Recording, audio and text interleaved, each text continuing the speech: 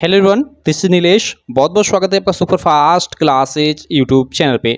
दोस्तों, इस वीडियो में हम जो सामाजिक विज्ञान क्लास 10th का भूगोल का जो फर्स्ट चैप्टर पढ़ रहे थे, संसाधन एवं विकास, जी हाँ गाइस, उसका इस वीडियो में हम सेकेंड लेक्चर पढ़ेंगे। इससे पहले हमने फर्स्ट लेक्चर इसका पढ़ लिया है। नहीं, फर्स्ट वीडियो में हमने काफ़ी सारी चीज़ें डिस्कस की थी कि संसाधन क्या होता है, या उसके अलावा संसाधनों के हमने प्रकारों के बारे में और बहुत सारे मतलब क्वेश्चन डील किया था हमने फर्स्ट वीडियो में। ये हम लोग की सेकेंड वीडियो होने वाली है और इसमें हम लोग बहुत सारे जो आपके PYQ है, जी हाँ, जो प्रीवियस ईयर क्वेश्चन है, मैं आपको बताना चाहूँगा कि इस वीडियो में मैंने सारा का सारा आप लोग का जितना भी PYQ अब तक प्रीवियस ईयर क्वेश्चन पेपर में मतलब क्वेश्चन आ चुका है, उनको सारा देखिए यहाँ पे इंक्लूड किया हूँ। सभी चीज़ें हम लोग क्वेश्चन को देखेंगे। ये सारे के सारे काफ़ी इंपॉर्टेंट क्वेश्चन है। जी हाँ गाइस, आप लोग के एग्जाम में 100% इससे क्वेश्चन बनने वाला है। ठीक है, तो आप इस वीडियो को अंत तक देखते रहिए और चैनल को सब्सक्राइब नहीं किए तो चैनल को सब्सक्राइब कर लेना।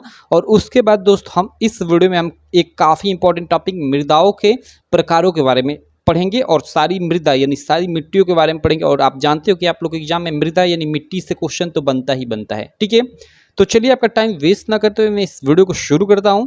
वीडियो को शुरू करने से पहले कहूँगा यार, अगर आप अभी तक हमारे इस चैनल को आप सब्सक्राइब नहीं किए हैं तो चैनल को सब्सक्राइब कर लीजिए और साइड में दिख रही बेल आइकन को दबाकर ऑल नोटिफिकेशन पे क्लिक कर लीजिए, जिससे मेरी सारी वीडियो की नोटिफिकेशन आपको मिलती रहे।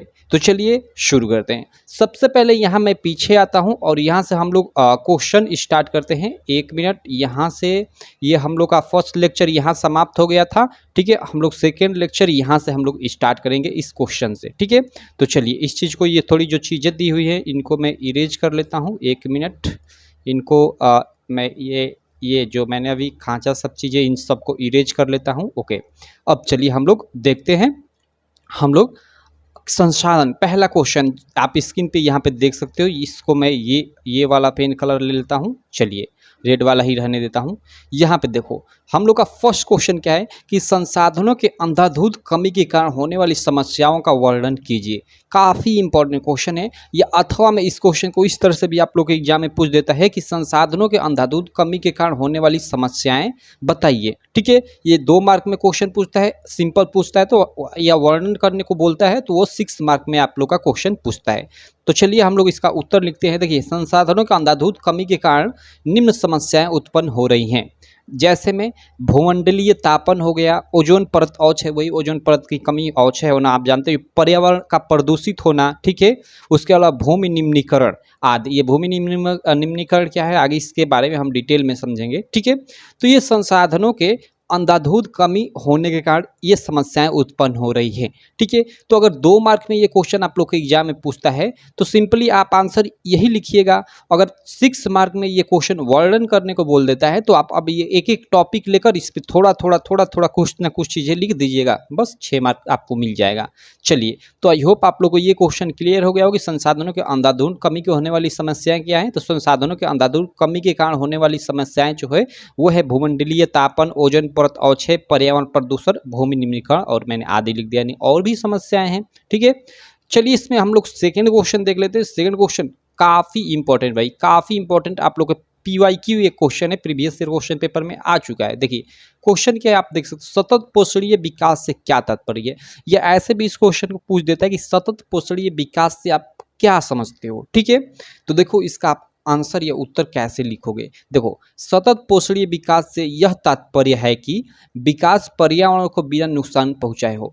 बस सिंपल सा इसका आप सतत पोषणीय विकास का मतलब ये समझिए कि मतलब ऐसा विकास हो जिससे पर्यावरण को नुकसान ना हो। अब आप अपनी लैंग्वेज में अब इसको एग्जाम में लिख सकते हो, जैसे लिखना चाहो, बस इसका आप मतलब समझिए। सतत पोषणीय विकास का मतलब यही होता है कि पर्यावरण को बिना नुकसान पहुंचाए, ठीक है, विकास कार्य किए जाए। बस जैसे देखो, जैसे विकास कार्य किए जाते हैं, आप जानते हो, जैसे देखो रोड बनवाया जाता है, ठीक है, हाईवे बनते हैं, तो हाईवे, अब इसके अंतर्गत जितने भी पेड़ आते हैं, हजारों भाई हजारों की संख्या में पेड़ काटे जाते हैं। तो यहाँ तो हम सतत पोषणीय विकास एक तरह से नहीं इसके अंतर्गत आएगा। सतत पोषणीय विकास का मतलब कि विकास हो लेकिन पर्यावरण को नुकसान ना हो। ठीक है, तो सतत पोषणीय विकास का यही तात्पर्य, यही मतलब है कि मतलब जो विकास हो वो बिना पर्यावरण को नुकसान पहुंचाए हो। बस अब इसको अपनी लैंग्वेज में आप अलग अलग तरीकों से लिख सकते हो। ऐसा नहीं कि जैसा मैं ये उत्तर लिखा हूँ आपको ऐसा ही लिखना, जरूरी है। ठीक है, चलिए आगे हम चलते हैं, अगला क्वेश्चन देखते हैं भाई। अगला क्वेश्चन काफ़ी इंपॉर्टेंट, ये भी क्वेश्चन देखिएगा, मैं इंपॉर्टेंट बार बार इसलिए बोल रहा हूँ कि ये सारे के सारे PYQ हैं, आप लोग के पीछे के बोर्ड एग्जाम में आ चुके हैं, वही सारा मैंने क्वेश्चन लिया है। ठीक है, कोई 2017 में आया है, कोई 2018 में आया है, कोई 2020 में आया है, कोई क्वेश्चन आप लोग अभी रिसेंटली 2022 में आया है। तो ये सारे के सारे क्वेश्चन आप लोग के बोर्ड एग्जाम में हर साल दोहराते रहते हैं। ठीक है, समझिए कि आपका 80 से ना 90% तक आप लोग के एग्जाम में मैं बताऊँ कि प्रीवियस ईयर मतलब क्वेश्चन ही आते हैं। ठीक है, 90% आप लोग का जो क्वेश्चन है वो पीछे का ही बनता है, 10% ही नया क्वेश्चन बनता है। तो आप समझ सकते हो मतलब पीछे क्वेश्चन का कितना इंपॉर्टेंस है आप लोग के बोर्ड एग्जाम के लिए। तो देखो यहाँ रियो डी जेनेरो पृथ्वी सम्मेलन कब और कहाँ और क्यों हुआ था भाई, मैंने सारी इसमें चीज़ें लिख दी हैं। क्योंकि देखिए कभी कभी आप लोग के रियो डी सम्मेलन पृथ्वी सम्मेलन कहाँ हुआ था ये ऐसा पूछ देता है, कभी कभी ऑब्जेक्टिव में पूछ देता है कि कब हुआ था। ठीक है, तो इसीलिए मैंने यहाँ पे काफ़ी मतलब सारा डिटेल लिखी, रियो डी जेनेरो पृथ्वी सम्मेलन कब, कहाँ और क्यों हुआ था। मैंने ये 3 जो इसके मेन आंसर है यहीं पे मतलब क्वेश्चन बनाकर इसका लिख दिया है, जिसका आंसर इसमें मिल जाएगा। तो देखिए रियो डी जेनेरो पृथ्वी सम्मेलन जून 1992 में ब्राज़ील के रियो डी जेनेरो शहर में हुआ था। ठीक है, तो यहाँ तो आपको 2 चीज़ें मालूम चल गई, सारी चीज़ें मालूम चल गई कि 1992 में हुआ था, कहाँ हुआ था, तो ब्राज़ील में हुआ था और ब्राज़ील के रियो डी जेनेरो नामक शहर में हुआ था, इसीलिए इसका नाम रियो डी जेनेरो पृथ्वी सम्मेलन मतलब पड़ा। लेकिन ये पृथ्वी सम्मेलन क्यों, तो देखिए आगे ये क्योंकि ये इसी पे आधारित था। इस सम्मेलन का आयोजन पर्यावरण संरक्षण और सामाजिक आर्थिक विकास की समस्याओं का हल ढूंढने के लिए किया गया था। ठीक है, इसीलिए इसका नाम पड़ा रियो डी जेनेरो पृथ्वी सम्मेलन। ठीक है, तो आई होप आप लोग को ये क्वेश्चन क्लियर हो गया होगा एकदम अच्छे से। ठीक है, एकदम इसका ये प्योर आंसर मैंने लिखा हुआ है। देखिए ये सारे के सारे आंसर मैंने एक एक अपनी अंगुलियों से टाइप कर कर लिखा हुआ है। ठीक है, तो ये मतलब बहुत इंपॉर्टेंट है भाई, बहुत सिंपल लैंग्वेज में मैंने काफ़ी अच्छे से लिखा हुआ है। अब इसका आंसर आप कई तरीकों से लिख सकते हो, जैसे आपको लगे यहाँ के इस सम्मेलन का आयोजन पर्यावरण संरक्षण और सामाजिक आर्थिक विकास की समस्याओं का हल ढूंढने के लिए किया गया था। तो ये तो सिंपल लैंग्वेज है, और इसके अलावा आप ये समझ गए कि इसका मतलब क्यों इसका मतलब आयोजन किया गया था, बस इतना मतलब आप समझ गए कि हाँ मतलब पर्यावरण के संरक्षण और समाज की मतलब आर्थिक मतलब विकास की समस्याओं को हल ढूंढने के लिए किया गया था।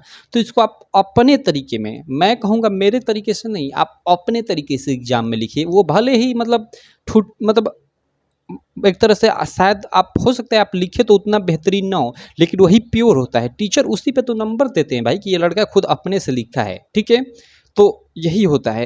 ठीक है, तो रियो डी ये जेनेरो पृथ्वी शिखर सम्मेलन ये आप आई होप आप लोग को अच्छे से समझ में आ गया होगा। ठीक है, अब चलिए हम लोग अगला क्वेश्चन देखते हैं। अगला क्वेश्चन है, देखिए संसाधनों के नियोजन से क्या अभिप्राय है। ओके, संसाधनों के नियोजन से क्या अभिप्राय है, ये भी काफ़ी इंपॉर्टेंट क्वेश्चन है, ये भी PYQ है आपका मतलब प्रीवियस ईयर क्वेश्चन है। तो देखिए संसाधनों के नियोजन से यह अभिप्राय है कि किसी भी क्षेत्र के संसाधनों की पहचान कर उसकी गुणवत्ता की जांच कर तथा उसका मात्रात्मक अनुमान लगाकर उसके उपयोग हेतु उचित कार्य किया जाए। बस यही संसाधनों के नियोजन से मतलब है। देखिए सिंपल भाषा में संसाधनों के नियोजन से यही मतलब है कि मान लीजिए किसी क्षेत्र में, मान लीजिए जैसे किसी क्षेत्र में मान लीजिए कुछ चीज़ें मिल गई, मान लीजिए मान लीजिए किसी यूपी के किसी जिले में ही कोयला का भंडार मिल गया। क्या मिल गया, कोयला का भंडार मिल गया। ठीक है, कोयला का मान लीजिए भंडार मिल गया, तो देखिए होता क्या है कि उसका ठीक है उसका अनुमान लगाकर, ठीक है कि वहाँ पे वो कितनी मात्रा में कोयला अवेलेबल है, उसकी गुणवत्ता की जांच करके वो कितनी अच्छी क्वालिटी का है। ठीक है, और इन सारी चीज़ों को कर कर उसके प्राप्ति हेतु उचित कार्य करना। उचित कार्य करने का मतलब कि अगर उसके लिए मशीनरी अवेलेबल है उसको प्राप्त करने के लिए, तो बस काम शुरू कर देना, या फिर मशीनरी अवेलेबल नहीं है तो उसके थ्रू जो भी मतलब हमें मशीन की आवश्यकता है उसको विकसित करना ही, वही सभी यही संसाधनों का नियोजन मतलब है। बस यही सिंपल।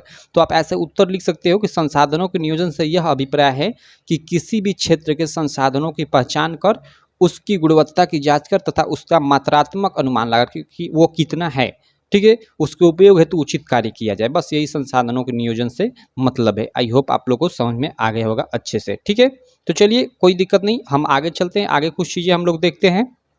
एक मिनट मैं पेन कलर ले लेता हूँ ये। ठीक है, चलिए अगला आगे देखिए, ये चलो, ये इस भूमि भी अन्य संसाधनों की तरह एक प्राकृतिक संसाधन, ये इंपॉर्टेंट चीज़ है, आप लोग याद रखिएगा। ठीक है, हमने देखा था कि जो मनुष्य है, पहले लेक्चर में मनुष्य भी क्या है कि जैसे कार एक संसाधन है हमारे लिए, कि हम उससे एक जगह से दूसरे जगह जाते हैं, हमारी आवश्यकता को पूरी करता है।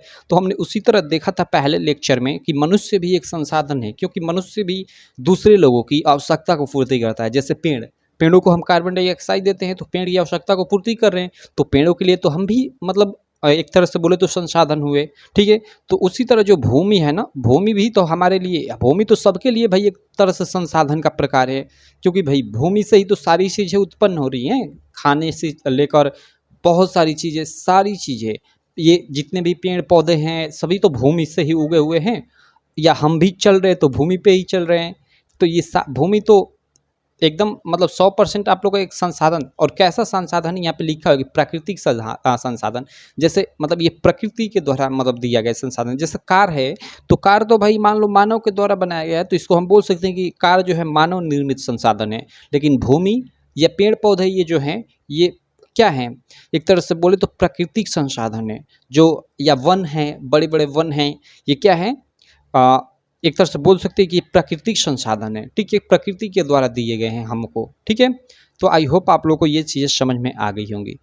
ठीक है, ये भारत का क्षेत्रफल, चलिए कोई दिक्कत नहीं, आप याद करना चाहते हो कर सकते हो। यहाँ पे क्वेश्चन है काफ़ी इंपॉर्टेंट कि भूमि निम्नीकरण से क्या अभिप्राय है, इसके कारण तथा संरक्षण हेतु उपाय लिखिए। ओके, हमें भूमि निम्नीकरण के बारे में जानना है कि भूमि निम्नीकरण क्या है, इससे क्या अभिप्राय है, इसका कारण क्या है भूमि निम्नीकरण का, और इसके संरक्षण हेतु उपाय हमें लिखना है। तो चलो, ये क्वेश्चन 6 नंबर में आप लोग के एग्जाम में आ सकता है। देखिए उत्तर क्या है कि भूमि निम्नीकरण से यह अभिप्राय है कि भूमि की गुणवत्ता खेती हेतु कम अथवा पूरी तरह समाप्त हो गई है। ठीक है, यही भूमि निम्नीकरण का अर्थ है। भूमि निम्नीकरण का यही अर्थ है कि जो भूमि है उसकी गुणवत्ता खेती के लिए कि तो कम हो गई है या पूरी तरह से समाप्त हो गई है। बस भूमि निम्नीकरण का यही मतलब है, आप समझ जाइए सिंपल लैंग्वेज में। ठीक है, इसके कारण क्या है भाई, इसके कारण क्या है, तो चलिए इनके कारण देख लेते हैं। कई सारे इनके कारण हैं। जैसे फर्स्ट कारण यहाँ पे देख सकते हो आप कि रासायनिक उर्वरकों तथा कीटनाशकों का अधिक उपयोग। जी हाँ गाइस, जो ये हम ये जो खेतों में ये रासायनिक उर्वरक यानी ये यूरिया डाई सब छिड़कते हैं ना, ये हम लोग समझते हैं कि बहुत अच्छी चीज़ है, लेकिन बहुत अच्छी चीज़ नहीं है ये। हाँ, भले ही हमें फसल उससे अधिक मात्रा में मिल जाती है, लेकिन उससे क्या होता है ना कि मतलब भूमि को काफ़ी उससे नुकसान पहुंचता है।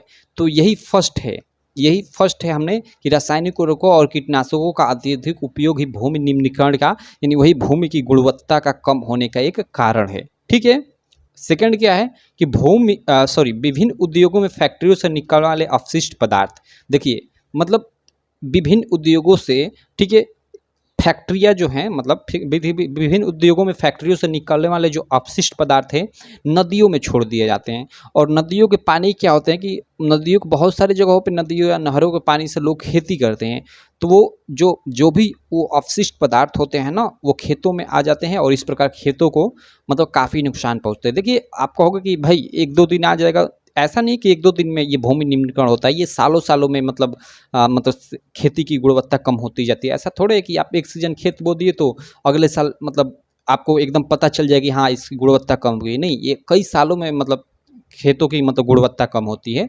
ये एक दिन का प्रोसेस नहीं है। ठीक है, उसके अलावा क्या है भाई, सूखा भी एक तरह से मतलब कारण है भूमि निम्नीकरण का। अगर पूरा का पूरा सूखा पड़ जाए बहुत दिनों तक, खेतों को मतलब एक तरह से पानी न मिले, तो आप देखते हो ऐसे दरार फट जाती है, ऐसे आप देख सकते हो, ऐसे मतलब खेतों में दरार फट जाती है एकदम, मतलब खेत एक अलग ही टाइप का हो जाता है। तो वही क्या है, एक भूमि निम्नीकरण का कारण है। उसके अलावा खनन, मैंने यहाँ पे लिखा है खनन मतलब वही खुदाई। जी हाँ गाइस, खुदाई भी भूमि निम्नीकरण का एक कारण है। क्योंकि आप देखिएगा, आप अगर आपके मतलब जैसे आपका खेत है, ठीक है, खेत में से आप कुछ मिट्टी निकलवा दीजिएगा और उसके बाद उसमें धान या गेहूँ आप बोएंगे ना, तो एकदम होगा ही नहीं वो, मतलब होगा लेकिन ना के बराबर होगा। तो ना के बराबर होने का मतलब वही भूमि निम्नीकरण, यानी उसकी भूमि की गुणवत्ता कम हो गई, इसीलिए तो फसल अच्छी नहीं हुई। तो यही खनन भी एक तरह से कारण है भूमि मतलब निम्नीकरण का। और वृक्षों की कटाई भी कारण है। आप कहोगे कैसे, तो देखो वृक्षों की कटाई से साफ डिपेंड करता है वर्षा। ठीक है, वृक्षों की कटाई पे क्या डिपेंड करता है, वर्षा। अधिक से अधिक वृक्षों की कटाई होगी, वर्षा नहीं होगी, वर्षा नहीं होगी तो भाई सूखा पड़ेगा तो फिर खेतों को तो नुकसान है ही। तो ये सारी चीज़ें हैं क्या, भूमि निम्नीकरण के कारण जो यहाँ पे लिखा था उसको हमने देख लिया। अब चलिए इसके उपायों को देख लेते हैं कि संरक्षण हेतु उपाय, मतलब इसके संरक्षण के लिए उपाय क्या है। तो उर्वरकों एवं कीटनाशकों का कम उपयोग करके, मतलब कम उपयोग कर सकते हैं, या ना के बराबर तो उपयोग अब इस ज़माने में हो नहीं सकता भाई, लेकिन हाँ हम कम इसका उपयोग कर सकते हैं। ठीक है, हम अधिक से अधिक ये ऑर्गेनिक खाद जैसे ये मतलब भैंसों और गायों का गोबर, मतलब गोबर आप जानते होंगे, उसका उपयोग कर सकते हैं। ठीक है, तो उर्वरकों एवं कीटनाशकों को कम प्रयोग करके हम मतलब भूमि के निम्नीकरण का संरक्षण कर सकते हैं। वनारोपण करके, वन का रोपण करके भी कर सकते हैं, क्योंकि भाई वनारोपण करेंगे तो ये तो चारों तरफ से, खेतों के अलावा मनुष्य सबके लिए लाभ है भाई, पेड़ तो सबके लिए लाभदायक है। ठीक है, उसके बाद पहाड़ी क्षेत्रों में सीढ़ीदार खेत बनाकर, देखिए पहाड़ी क्षेत्रों में क्या होता है कि मतलब जब मतलब इस मतलब जब बारिश होती है ना, यहाँ तो अधिक बारिश भी भूमि निम्न का कहीं ना कहीं कारण बन जाती है। ठीक है, जब अधिक बारिश होती है तो ऊपर की जो मतलब ऊपर वाली जो मिट्टी होती है जो खेती वाली, वो बहकर नीचे चली जाती है। ठीक है, तो वही पहाड़ी क्षेत्रों में सीढ़ीदार, मतलब सीढ़ीदार ऐसे खेत बना देंगे तो जो मिट्टी बहकर आएगी वो रुक जाएगी। ठीक है, तो वही कह रहा है कि पहाड़ी क्षेत्रों में सीढ़ीदार खेत बनाकर हम मतलब भूमि निम्नीकरण का संरक्षण कर सकते हैं। तो ये हम लोग के कारण थे, ये उपाय थे। ठीक है, आप इनको याद कर लीजिएगा, बहुत ये मतलब बहुत खतरनाक चीज़ें नहीं है कि आपको याद नहीं होगी, आसानी से याद हो जाएगी। ठीक है, यह एक चीज़ मैंने लिखा है कि बाढ़ अथवा वर्षा द्वारा मृदा की ऊपरी सतह को अपने साथ बहाकर ले जाना मृदा अपरदन या भूक्षरण कहलाते हैं। जी हाँ, मृदा अपरदन क्या होता है, या इसी को हम भूक्षरण भी बोलते हैं, यानी भूमि का क्षरण। ठीक है, देखिए क्या होता है कि आप अपने मतलब अगर आपका द्वार होगा, द्वार मतलब आप समझ रहे हैं, आई होप आप, जैसे आपके घर के आगे का मतलब जो मतलब ऐसे मतलब होता है ना ज़मीन, उसी को हम लोग द्वार बोलते हैं। ठीक है, आप शायद अपनी लैंग्वेज में उसको क्या बोलते हैं मुझे नहीं पता। ठीक है, वो द्वार समझिए, कोई भी ऊंची भूमि देखिएगा, ऊंची कहीं भूमि है ना, तो देखिएगा जब बारिश पड़ेगी ना, जब बारिश पड़ेगी तो क्या होगा कि बारिश पड़ने के कारण जो इसके ऊपरी की मतलब ऊपरी सतह ना, ऊपरी सतह इसकी मतलब बहकर हट जाती है वहाँ से। तो एक तरह से बोल सकते हैं कि मिट्टी की जो ऊपरी सतह है उसी का बहकर अपने जगह से हट जाना, वही क्या कहलाता है, मृदा का अपरदन, यानी मृदा का कटान, एक तरह से ही मृदा अपरदन कहलाता है, या इसी को भूक्षरण बोलते हैं। तो वही बोल रहा है कि बाढ़ अथवा वर्षा द्वारा, देखिए बाढ़ भी ऐसा आता है तो होता है, शायद आपके इलाके में अगर नदी होगी तो देखिएगा ऐसे बाढ़ आता है ना, तो इधर अगर बड़े बड़े मतलब मिट्टी के टीले मतलब ऊपर ऊपर होते हैं तो उनको दहाकर अपने साथ नदी में लेकर चला जाता है। ठीक है, तो यही होता है कि बाढ़ अथवा वर्षा द्वारा मृदा की ऊपरी सतह को अपने साथ बहाकर ले जाना ही मृदा अपरदन अथवा भूक्षरण कहलाता है। बस एग्जाम में आपके क्वेश्चन आएगा 2 नंबर की, मृदा अपरदन से आप क्या समझते हैं।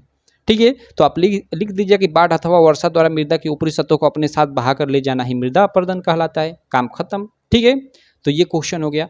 अब चलिए मेन हम लोग का जो टॉपिक है, मृदा का वर्गीकरण। जी हाँ दोस्त, मृदा का वर्गीकरण यानी वही मृदा मतलब मिट्टी, मिट्टियों का वर्गीकरण के बारे में हम पढ़ लेते हैं। और इसमें हम लोग की कई सारी मिट्टियाँ हैं। ठीक है, सबको हम मतलब बारी बारी से एकदम डिटेल में पढ़ेंगे। देखिए ये मैंने इतना इतना चीज़ें लिखा हुआ है तो आप भड़किएगा मत, क्योंकि देखिए इसमें आपको बहुत सारी चीज़ें याद नहीं करी, मैंने इतना चीज़ें लिखा है तो आपको इतनी चीज़ें आपको याद नहीं करनी, ये ऑटोमेटिक आपको याद हो जाएगी। अभी इसमें आपको याद क्या करना है कि मिट्टियों में देखिए कोई भी मिट्टी है, जैसे जलोढ़ मिट्टी है, तो जलोढ़ मिट्टी कहाँ पाई जाती है। ठीक है, ये कहाँ पाई जाती है मिट्टी, एक मिनट ये मैं पेन ले लेता हूँ। चलिए इसी तरह बताता हूँ। जो जलोढ़ मिट्टी है इसका मुख्य क्षेत्र क्या है, इसकी मुख्य फसलें क्या हैं, और इसमें कौन कौन से मतलब जो रासायनिक पदार्थ है, या मतलब जो भी पदार्थ मतलब कौन कौन से मुख्य रूप से पाए जाते हैं, बस कहाँ पाई जाती है, इसकी मुख्य फसल क्या है, ये भी 2 आप रखोगे याद तो काफ़ी है।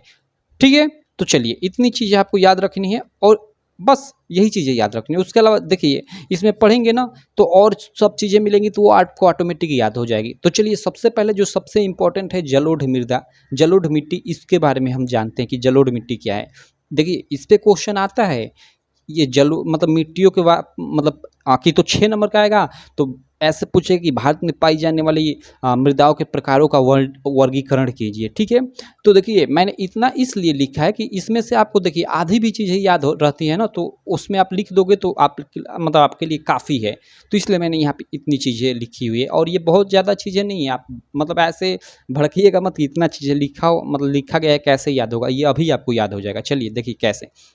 देखिए यह मृदा भारत की सबसे उपजाऊ मृदा है। तो बस यहाँ आपको क्या याद रखना है कि जलोढ़ मृदा क्या है, सबसे मतलब अच्छी मिट्टी है, सबसे अच्छी मृदा है। तो आप यह ऐसे लिख सकते हो कि जलोढ़ मृदा मृदा भारत की सबसे उपजाऊ मृदा है। आगे और बनाकर लिख सकते हो कि यह सबसे अच्छी मृदा होने के कारण इसमें फसलें बहुत अच्छी होती हैं, बहुत ज़्यादा मात्रा में होती हैं। तो एक टॉपिक बस की सबसे उपजाऊ मृदा है, इससे अगर आप ये मतलब एक चीज़ याद रखते हो कि ये सबसे उपजाऊ मृदा है जलोढ़ मृदा, तो इससे आप मतलब 3 से 4 लाइन बना सकते हो कि यह मृदा भारत की सबसे उपजाऊ मृदा है, इसलिए इसमें बहुत सारी मतलब अच्छी-अच्छी फसलें और अधिक मात्रा में होती हैं। ऐसे आप लोग बनाकर लिख सकते हो बहुत सारी चीज़ें, ठीक है? तो देखिए मैंने क्या लिखा है, यह मृदा भारत की सबसे उपजाऊ मृदा है, कौन-सी? जलोढ़ मृदा यानी जलोढ़ मिट्टी। यह भारत के उत्तरी भाग पंजाब, उत्तर प्रदेश, बिहार, पश्चिम बंगाल तथा असम के आधे भाग में, ठीक है, असम के कुछ ही भाग में मतलब मुख्य रूप से यह पाई जाती है, ठीक है। यह सबसे ज़्यादा भारत के कुल क्षेत्रफल के लगभग 43.4% भाग पर पाई जाती है। मतलब यह सबसे ज़्यादा यह मृदा पाई जाती है और सबसे उपजाऊ मृदा है। तो दो चीज़ें याद रखिए कि जलोढ़ मृदा सबसे उपजाऊ है और सबसे अधिक भी पाई जाती है, ठीक है। और यह क्या, हाँ, पंजाब, उत्तर प्रदेश, बिहार, पश्चिम बंगाल में पाई जाती है। तो ये आप 3 यहाँ पे चीज़ें कि सबसे उपजाऊ, ठीक है, सबसे अधिक मतलब सभी मिट्टियों में सबसे अधिक यही पाई जाती है। और कहाँ पाई जाती है? कि पंजाब, उत्तर प्रदेश और बिहार, पश्चिम बंगाल में, ठीक है। उसके अलावा आपको क्या याद रखना है, जितनी ही चीज़ें आप लोग याद रखोगे आपका काम चल जाएगा। उसके अलावा आप इसकी मुख्य फसल जैसे गेहूँ, चावल, गन्ना, दालें आदि मैंने लिख दिया है। इसके अलावा और भी सारी फसलें हैं, तो ये इसकी मुख्य फसल याद रख लीजिएगा। बस इन्हीं पे आप बनाकर कम से कम 5 से 7 लाइन, 5 से 7 लाइन की आप 10 लाइन आराम से लिख सकते हो बनाकर। इन्हीं जो मतलब ये 3-4 टॉपिक याद कर लो कि सबसे उपजाऊ है, सबसे अधिक यह पाई जाती है, उत्तर मतलब बिहार, उत्तर प्रदेश, पश्चिम बंगाल में पाई जाती है, इसकी मुख्य फसल गेहूँ, चावल, गन्ना, दाल है, ठीक है।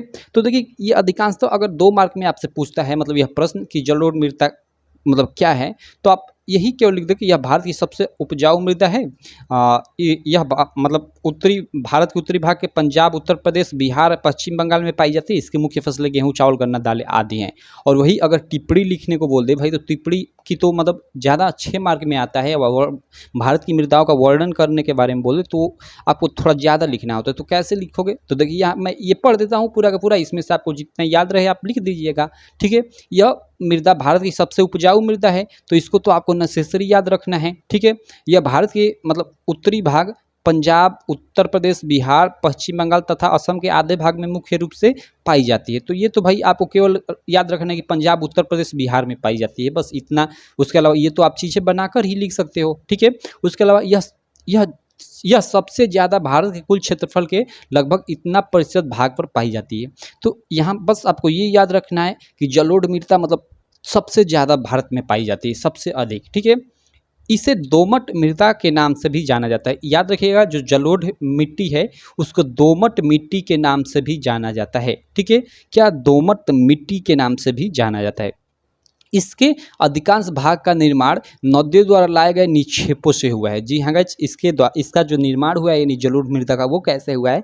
तो नदियों द्वारा लाए गए निक्षेपों से हुआ है। नदियों द्वारा लाए गए निक्षेपों से कहने का मतलब कि जैसे देखिए ये गंगा नदी बह रही है, ठीक है। तो जब बाढ़ आता है तो ऐसे मतलब गंगा नदी का बाढ़ काफ़ी दूरों तक चले आता है। तो दूरों तक चले आता है तो नदियों द्वारा जो लाया गया ये पानी लाया जाता है, तो इसके कारण इस मृदा का ऐसे मतलब निर्माण हो जाता है। निर्माण होने का मतलब मिट्टी तो यही रहती है, उस गंगा नदी से मतलब पानी से कुछ अलग से गुण आ जाते हैं इस मिट्टी में, और उसके अलावा पानी आने के कारण बहुत सारे और भी यहाँ पे मतलब इस मिट्टी में गुण आ जाते हैं। तो यही कहने का मतलब कि नदियों द्वारा लाए गए निक्षेपों से हुआ है, यानी वही जो पानी आता है उसी कारण मतलब अधिकांश इस मिट्टी का निर्माण होता है, ठीक है। चलिए, तो वही यहाँ पे लिखा हुआ है। यह 1 मिनट, सॉरी,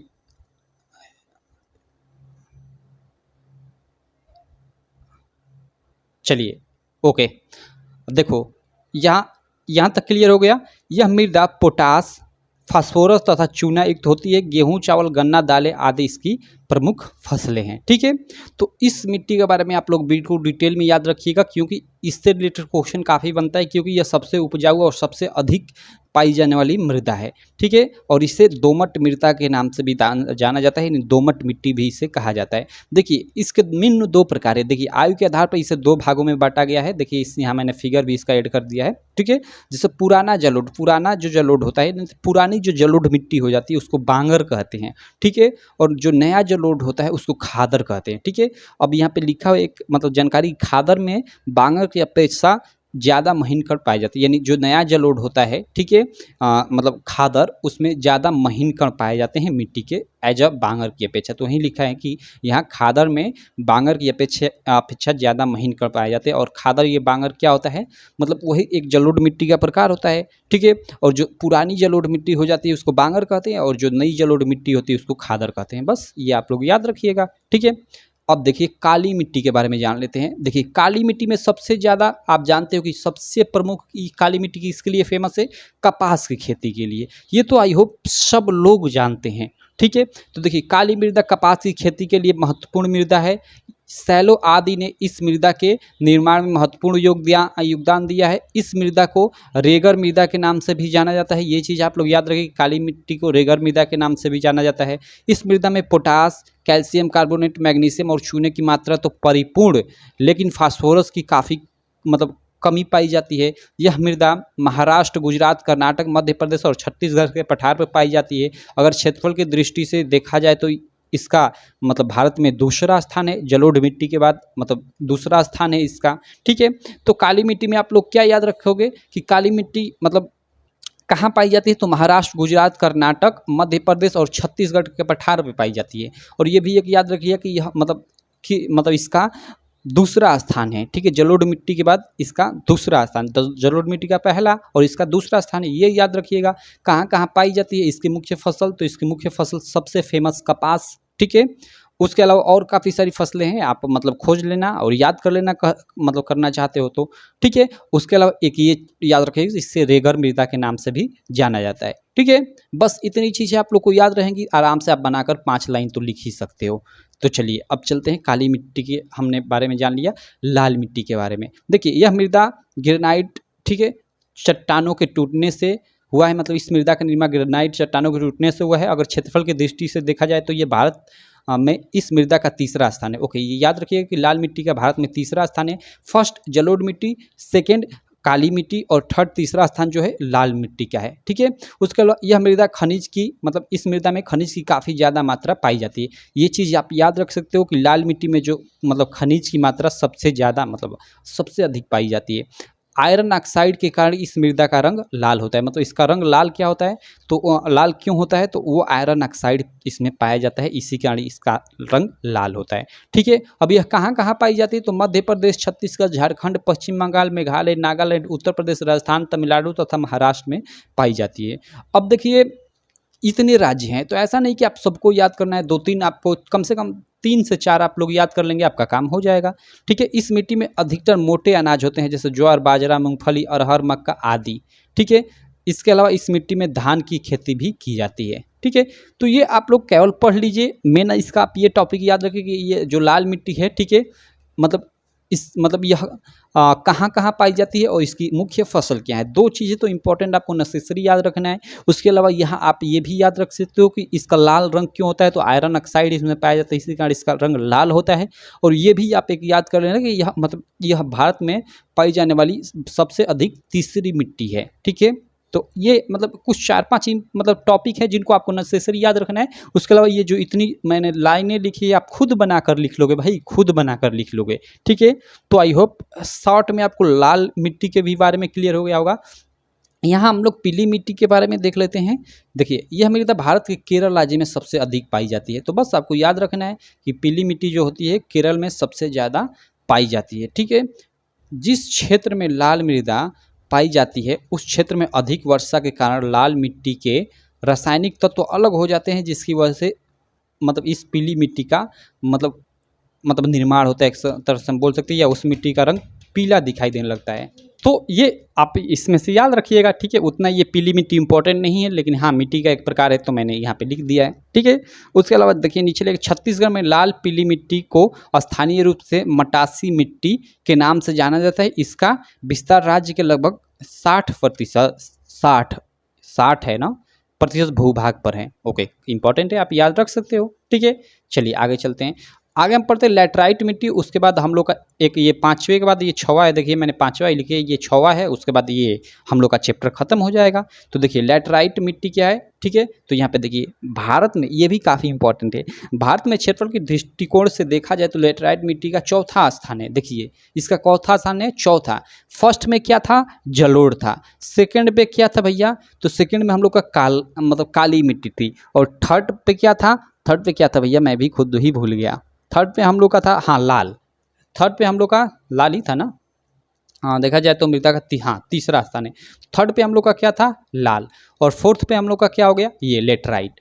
तो ये आप क्रम थोड़ा याद रखिएगा कि मतलब सबसे अधिक जलोढ़ मिट्टी पाई जाती है, सेकंड स्थान पे मतलब काली मिट्टी पाई जाती है, थर्ड स्थान पे लाल मिट्टी पाई जाती है, और फोर्थ स्थान पे हम लोग की लैटराइट मिट्टी पाई जाती है।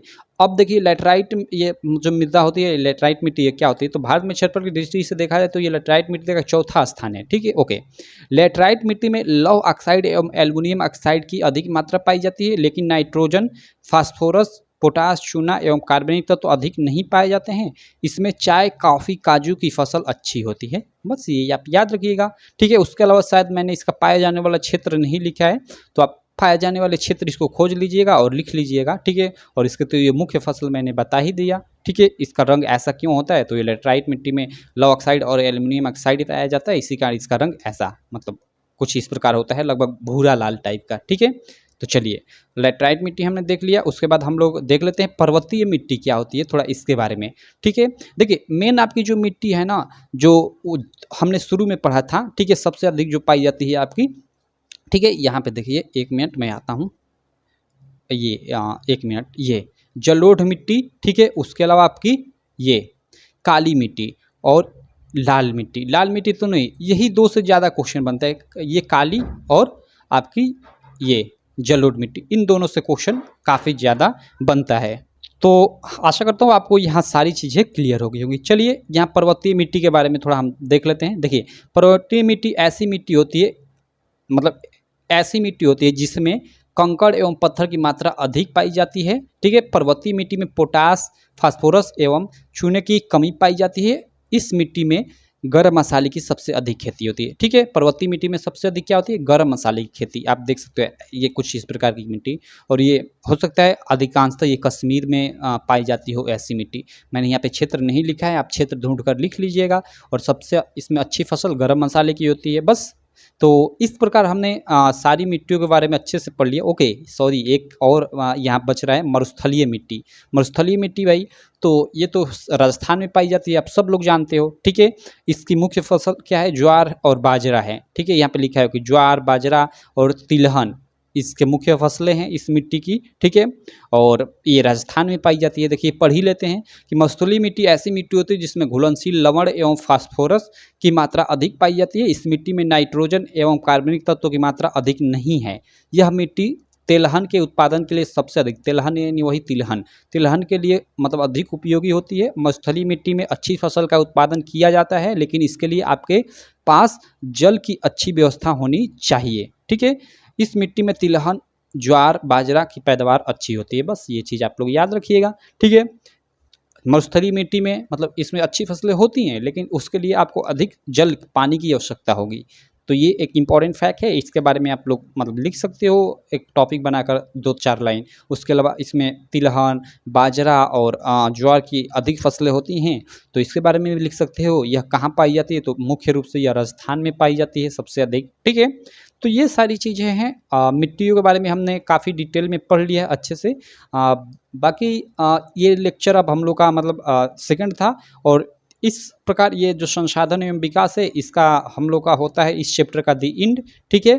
इसके बाद हम लोग देखते हैं इसका मतलब भूगोल का सेकंड चैप्टर पढ़ेंगे, या फिर हिस्ट्री, या फिर देखते हैं, वो तो लेक्चर आएगा तो पता चल ही जाएगा आपको कि कौन सा हम मतलब चीज़ स्टार्ट करेंगे, क्या पढ़ेंगे, ठीक है। उसके अलावा मैंने बता दूं कि इससे पहले हम लोगों ने हिस्ट्री के 2 चैप्टर पढ़ लिया। अगर आप अभी तक उनको नहीं देखा है तो उनका लिंक इस वीडियो के डिस्क्रिप्शन में मैं डाल दूंगा, आप जाकर उनको देखिए। काफ़ी मतलब उसमें मैंने अच्छे से सारी चीज़ें डिस्क्राइब की हैं। उसके अलावा अब हम संसाधन एवं विकास के बहुत सारे और भी इम्पोर्टेंट क्वेश्चन हैं, ऑब्जेक्टिव और सब्जेक्टिव मैंने मतलब अभी भी हैं, तो उनको मतलब ले लेकर कभी 5 क्वेश्चन कभी 7 क्वेश्चन ऐसे और छोटा-छोटा वीडियो बनाता रहूँगा, जिससे आपको मतलब देखिए छोटी-छोटी वीडियो बनाऊँगा ना तो आपको अच्छे से याद हो जाएगा। ये तो एक लंबी वीडियो थी क्योंकि ये तो आपकी लेसन वाइज़ जो मैं पढ़ा रहा हूँ, ठीक है? तो ये तो भाई लंबी हो गई, लेकिन छोटी-छोटी वीडियो बनाऊँगा तो उसमें क्या होगी, मतलब रोज़-रोज़ आप थोड़ा-थोड़ा रोज़ मान लीजिए 4-5 क्वेश्चन ऐसे याद करते जाएँगे, एक मतलब 4-5 क्वेश्चन कोर्स याद करते-करते आपका एक बड़ा एक दिन भंडार बन जाएगा जो आपके एग्ज़ाम में काम आएगा, ठीक है?